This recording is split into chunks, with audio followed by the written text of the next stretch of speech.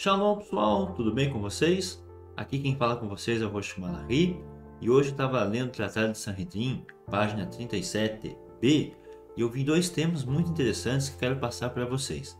Primeiro tema, sobre a questão de exílio, e conectando esse tema de exílio também com o rei Jeconias, Yehoniah, tá? Então a gente vai estar vendo sobre esses temas, sobre o exílio, a questão também de sofrimento, conectando com o rei Jeconias. Então vamos lá, página 37b do Tratado de Sanhedrin.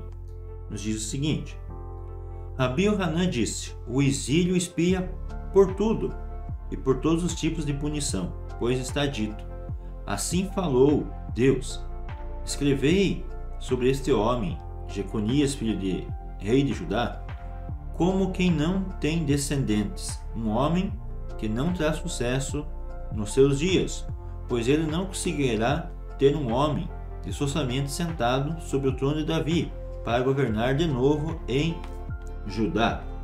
Então aqui, Rabi Yohanan, ele comenta sobre que o exílio expia iniquidades, expia pecados.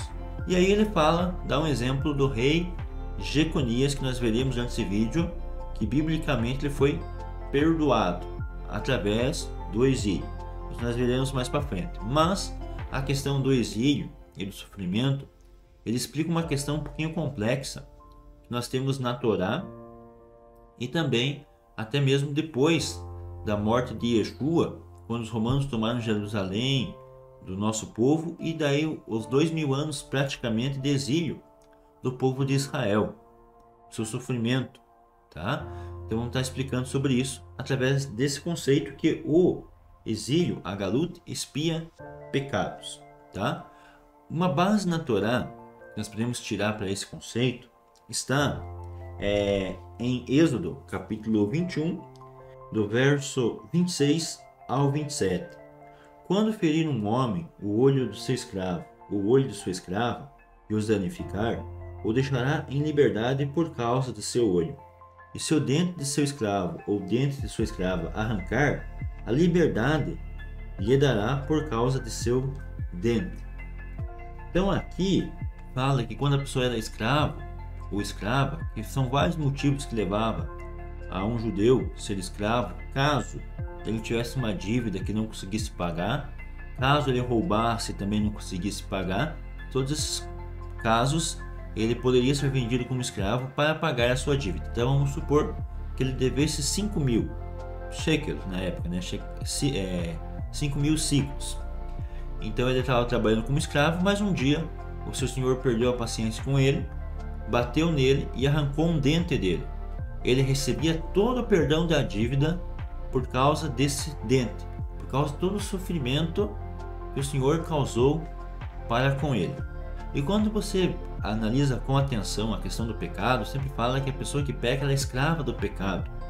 Fala na Brit Hadashah, no dizendo que a pessoa se torna um escravo do pecado. Então, essa questão do exílio, o sofrimento, dentro do conceito judaico e também com respaldo bíblico, ele traz expiação. Isso explica então, por exemplo, os filhos de Israel no Egito, quando eles não tinham como sacrificar a Deus e vários morriam como escravos ali dentro do Egito, dá a entender que a sua morte servia de expiação, como também aconteceu na Babilônia.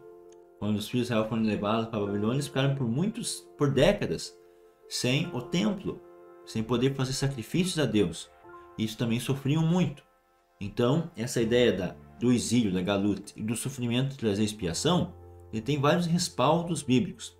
E um respaldo bíblico também muito importante é que fala que nós temos que ser imitadores do Mashiach e Yeshua. Então, quando fala que Yeshua trouxe salvação e que ninguém é salvo senão através de Yeshua, nós temos que entender isso de uma forma ampla. O que é de uma forma ampla? Não é só necessariamente a pessoa que é salva, aquele que é batizado e que cumpre os mandamentos. Não necessariamente. Essa é a principal maneira de ser salvo, tá? Mas dá a entender que, por exemplo, os judeus que não creram em Yeshua depois da morte de Yeshua, não por opção de não crer nele, mas sim por causa que eles eram muito perseguidos em nome de um falso Messias que Roma criou, na figura verdadeira de Yeshua, que também um Mashiach que ensinava a não cumprir Torá, mudou a guarda do Shabat para o domingo, entre outras coisas, não tinha como, até não tem lógica, eu falar que aquele judeu está perdido de não crer em Yeshua, se na época não tinha nem quem ensinasse Yeshua direito. E a suposta religião que deveria ser de Yeshua matava e descumpria a lei de Deus. Então, podemos entender que essas pessoas têm sim uma real chance de ser salvas, mesmo sem ter crido em Yeshua. Por quê? Porque eles são imitadores do sofrimento que Yeshua teve. Yeshua se entregou pelos outros, morreu pelos outros, morreu por toda a humanidade, e assim também todos esses que morreram por Deus, morreram por causa do Shabat, morreram por causa da circuncisão, morreram por testemunho da sua fé, sem ter tido a oportunidade de conhecer o Mashiach, eles terão uma oportunidade de salvação. É o que eu particularmente acredito e entendo lendo os textos bíblicos. Isso não nega nada o sacrifício de Yeshua, tá? Porque o sacrifício de Yeshua, ele tem a ver com a salvação universal do mundo. Se Mashiach e Yeshua não tivesse vindo, morrido e ressuscitado dos nossos pecados, ninguém teria salvação. Nem Abraão, nem Isaac, ninguém. Desde o início da humanidade até o fim da humanidade, eu falo, até o fim dessa existência de céu, dessa terra, até um novo céu, uma nova terra, ninguém teria salvação se não fosse por Yeshua. Mas também no Novo Testamento Yeshua fala que aquele que faz boas obras, faz Ahavat Hesed, e ele é um imitador de Yeshua. Aquele que sacrifica pelos outros, ele é um imitador de Yeshua. Aquele que sacrifica por Deus, pela lei de Deus, pelo amor a Deus, também ele é, com certeza, um servo de Yeshua, mesmo sem muitas vezes ter conhecido toda a obra de Yeshua. Tá bom? Isso é só um detalhe. Nós temos no canal um vídeo sobre Romanos, onde fala sobre o juízo, se não me engano, capítulo 2, onde te fala sobre essa questão, tá? Mas confira aí no canal, nós temos vídeos sobre Romanos falando sobre o juízo e o julgamento de Deus, tá bom? Mas daí, conectando agora com Jeconias, ali é citado um texto que está em Jeremias capítulo 22. Então vamos conferir Jeremias capítulo 22, do verso 24 ao verso 30. Tão certo como eu vivo, diz o Senhor, ainda que Jeconias, filho de Joaquim, rei de Judá, fosse o anel de seno da minha mão direita, eu dali o arrancaria.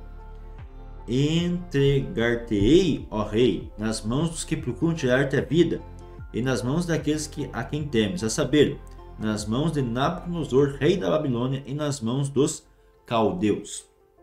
Então aqui, Deus, ele fala de forma muito enérgica que, mesmo que Jeconias fosse o anel de selo da minha mão, dali eu arrancaria, e que ele seria dado ao rei da Babilônia para aqueles que procuravam tirar a sua vida. Verso 26. Lançar-te-ei a ti e a tua mãe, que te deu a luz, para outra terra, em que não nasceste, e ali morrereis.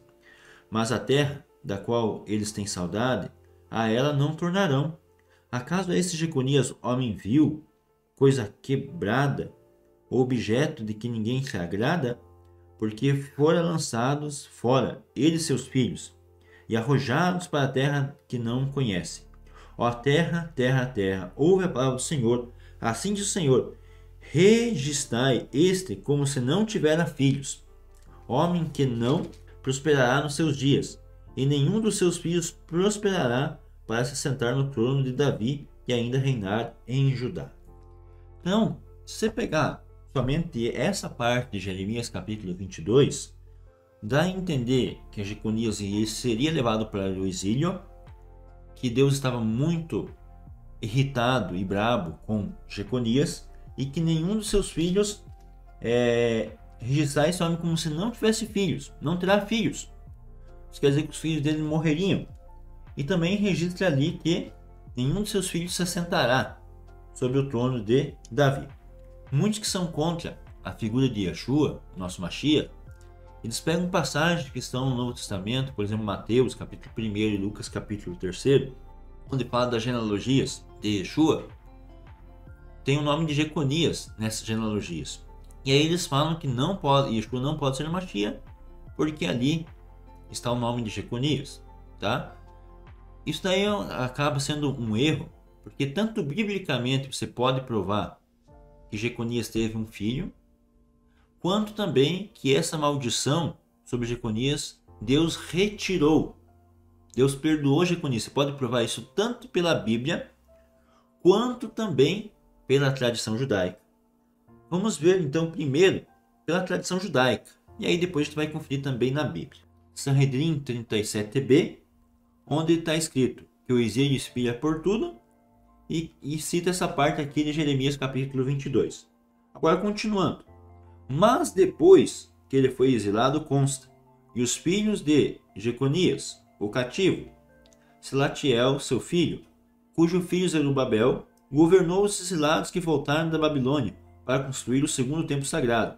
Assim, o exílio de Iohaniá, Jeconias, expiou pelo seu pecado e reverteu a sentença que lhe foi decretada de não ter filhos e de perder o trono. Então veja, o Tratado de Sanhedrin 37b fala que Jeconias foi amaldiçoado por Deus, foi levado ao exílio, mas lá no exílio ele fez techuvá por todo o sofrimento que acarretou sobre ele, sobre seus filhos que foram mortos. Então ele fez techuvá ao Eterno, por todo o sofrimento que ele estava recebendo. Ele se voltou com todo o coração a Deus e é considerado como se fosse perdoado, baseado em 1º livro de Crônicas, capítulo 3, verso 17, onde diz que Jeconias teve um filho. E também, posteriormente, lá no livro de Zacarias, fala de Zorobabel, que seria filho de Salatiel, e Salatiel considerado como filho de Jeconias. Então a gente vê que Zorobabel governou Israel na sua volta do exílio, tá? Governou ele como um príncipe dentro de Israel. E aqui no Tratado de Sanhedrin 37b nos afirma isso. E daí, ainda continuando, na página 38a de Sanhedrin, ele diz o seguinte: a Guemará traz outra explicação para o nome Shealtiel ou Salatiel. Uma outra explicação: ele será chamado Salatiel porque Deus pediu para ser liberado do juramento que fizera, que Jeconias morreria sem ter filhos. Dentro do conceito judaico, é como se o tribunal celeste anotasse tudo que Deus decreta, tá?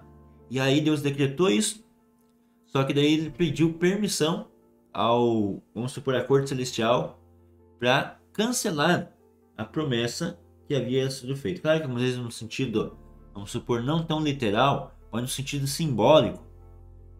O nome do filho de Jeconias, Selatiel, ele tem a ver com pedir a Deus um cancelamento de uma promessa. Então Deus, se for traduzido literal, é como se Deus pediu o cancelamento de uma promessa.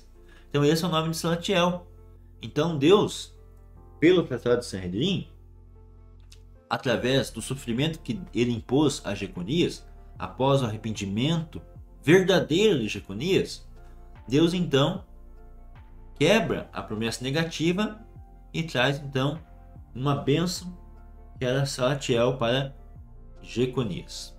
Então veja que interessante, dentro do Tratado de Sanhedrin. Então tomar muito cuidado que na cultura judaica, na Halahá judaica, podemos dizer no Talmud, está aqui que Jeconias foi perdoado.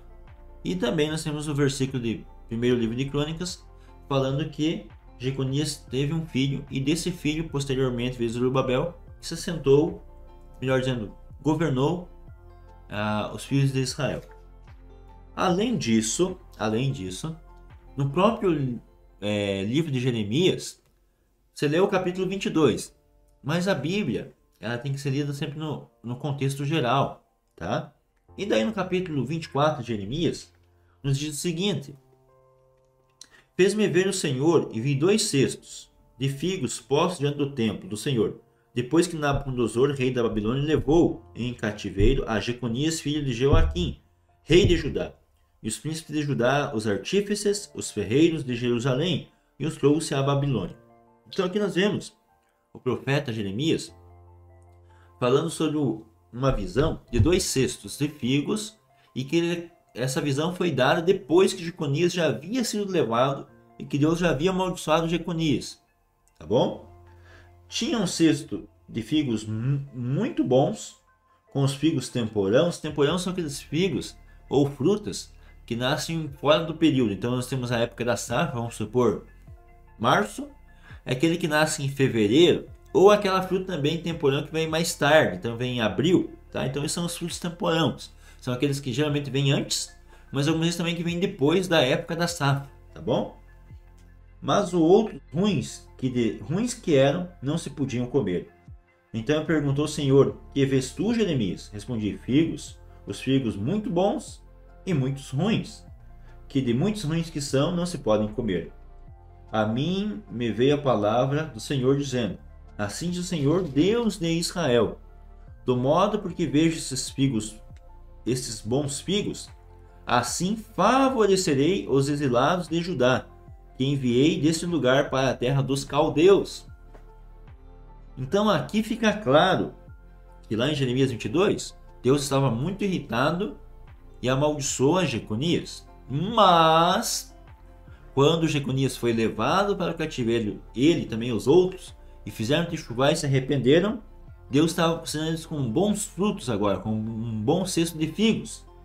Diferente de outra pessoa que ficou lá em Jerusalém, ficou como governante. Vai falar adiante. Porei sobre eles favoravelmente os olhos, os farei voltar para esta terra. Edificá-la-eis e não os destruirei. Plantá-la-eis e não os arrancarei. Dar-lhe-ei coração para que me conheçam, que eu sou o Senhor, e eles serão o meu povo e eu serei o seu Deus.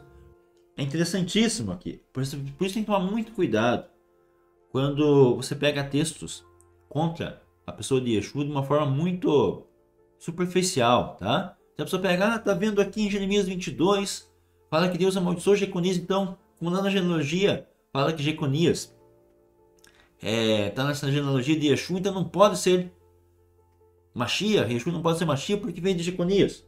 Mas nós vemos aqui que tanto no Talmud, na lei oral judaica, quanto na Bíblia, em Jeremias capítulo 24 já fala o motivo de Jeconias ter sido perdoado: o exílio e o arrependimento, a techuvá, porque se voltar para mim de todo o seu coração. Como se rejeitam os figos ruins, que de ruins que são, não se pode comer, assim tratarei a Zedequias, rei de Judá. Então depois que Jeconias foi levado, Zedequias ficou como rei. E aí então ele acabou se voltando contra o que os profetas falavam, fez uma revolta contra o rei da Babilônia, e aí no final seus olhos foram vazados e teve uma morte muito trágica na Babilônia. Então fica muito claro aqui que Jeconias foi perdoado, até mesmo o seu filho, como mais para frente te verá em estudos mais aprofundados, que na verdade Selatiel é considerado como filho de Jeconias por levirato, tá? De forma resumida, os filhos de Jeconias foram mortos, mas ele tinha filhos, e a sua filha se casou com um descendente de Natã, também da linhagem de Davi, e Selatiel foi dado como levirato a Jeconias, que era da linhagem real, para que continuasse sendo considerado como sua descendência, e não de Natã. Então foi dado, a filha de Jeconias teve relação com um descendente de Natã, e dessa relação nasceu Selatiel, considerado filho de Jeconias, mas na verdade era neto. De certo modo, a maldição de Deus se cumpriu. Jeconias ficou sem filhos, mas através da mitzvah do levirato, que era considerado espiritualmente como filho de Jeconias. Então, mas isso é uma coisa que a gente precisa aprofundar para frente, tá bom? Só quis trazer esse detalhe. Mas então, nós vemos aqui que a techuvá, o exílio, o sofrimento, eles trazem expiação. E que essa conversa de que Jeconias não pode ser o ascendente do Mashiach, que veio antes do Mashiach, que ele não pode dar linhagem ao Mashiach, isso é mentira, tá? Nós vemos isso também, até mesmo o profeta Zacarias, que nos seus versos vai dar a entender que de Zorobabel, que era o filho de Salatiel, que é considerado como filho de Jeconias, que dele viria o Mashiach, tá? Então nós temos profecias ali em Zacarias que falam de Zorobabel, dele vindo o Mashiach, além de vir de Davi, tá? Lembrando que sempre que os reis de Judá faziam bem, eles eram abençoados. Quando eles faziam mal, Deus nos punia, mas sempre Deus falava: não vou matá-los de uma vez, não vou destruí-los de uma vez, por amor a Davi, para que fique uma lâmpada de Davi. Mas essa ideia de lâmpada de Davi não é só uma ideia de manter o reinado de Davi, mas é também de continuar a descendência para que dela viesse o Mashiach, tá? Então eu espero que tenha ficado bom esse estudo para vocês, possam ter entendido. E aqui então o Tratado de Sanhedrin fala sobre sistemas tão importantes e relevantes na página 37b e também no início da página 38a, onde fala que o exílio espia a iniquidade e a sua conexão com Jeconias. É isso, espero que tenham gostado. Shalom, Lehitraot, até logo.